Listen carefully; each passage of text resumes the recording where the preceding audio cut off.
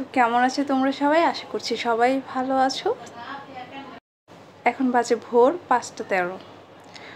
তো আশা করছি সবাই খুব খুব ভালো আছো, সাথে আমিও বেশ ভালো আছি। তো এই ভোরবেলায় রেডি হয়ে নিলাম, আর প্রচুর বেবি হেয়ার বের হয়েছে।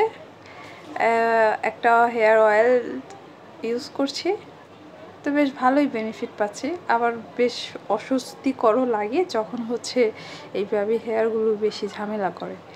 তো যাই হোক, তারপরে এখন আমি আমার বেডটাকে গুছিয়ে নিচ্ছি।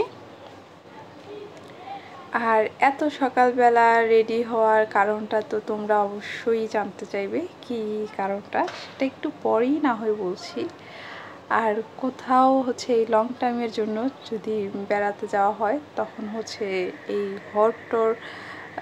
ঘরটা যদি ভালো মতো আমি যদি পারতাম, তাহলে পুরাটাই কভার করে রেখে যেতাম যাতে কোনো ডাস্ট না আসে।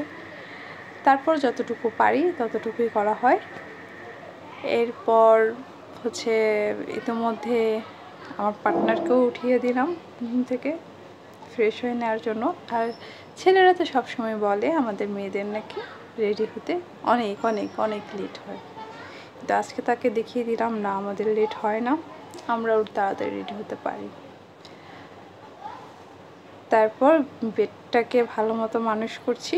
তারপর এটার উপরে আলাদা করে একটা বেড কভার দিয়ে সুন্দর করে এটাকে ঢেকে দিব। এই যে এই কভারটাই দিলাম, এসে তো সব ক্লিন করতেই হবে এমনিতেই। আর এখন আমি তার রেডি হওয়ার সব জিনিসগুলো একসাথে করে রাখছি, যাতে তার এসে চিল্লাচিল্লি না হয়। চিল্লাচিল্লি অবশ্য সে করেও না, সব ঘোলাটে বানায় ফেলে, সেটা আমার একদম অসহ্যকর লাগে। তারপর আমাদের বাস চলে আসলো, উঠে গেলাম। এখন বাজে 7:20। তো বাস ইতিমধ্যে ছেড়ে দিয়েছে আমাদের ঢাকার উদ্দেশ্যে। হ্যাঁ, এবারে কোরবানির ঈদটা করছি আমার বাবা মায়ের সাথে ঢাকায়। তো আশা করি তোমরাও আমার সাথে থাকবে, আর ঈদে যতটুকু পারি ব্লগ অবশ্যই তোমাদের সাথে শেয়ার করব। এই যে আমাদের সেই স্বপ্নের পদ্মা ব্রিজ, এখান থেকে যতবারই যাই এই প্রকৃতি, এই নেচারটা খুব অদ্ভুত লাগে আমার কাছে। দূরে মনে হয় যে কুয়াশা দিয়ে আমাদের ঢেকে রেখেছে, খুব সুন্দর, অদ্ভুত সুন্দর যাকে বলা হয় আর কি, সেরকমটাই। আর আজকে না অনেক মেঘলা ছিল, যার কারণে আজকের জার্নিটাও আমাদের বেশ ভালো বেশ ভালোই লাগছে।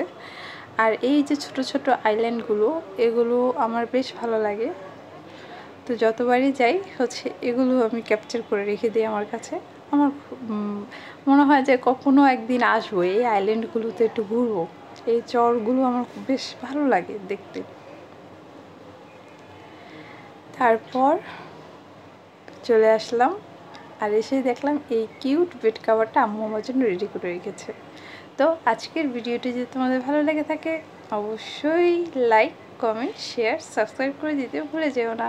আর তোমরাও ঈদটা ভালো কাটাও।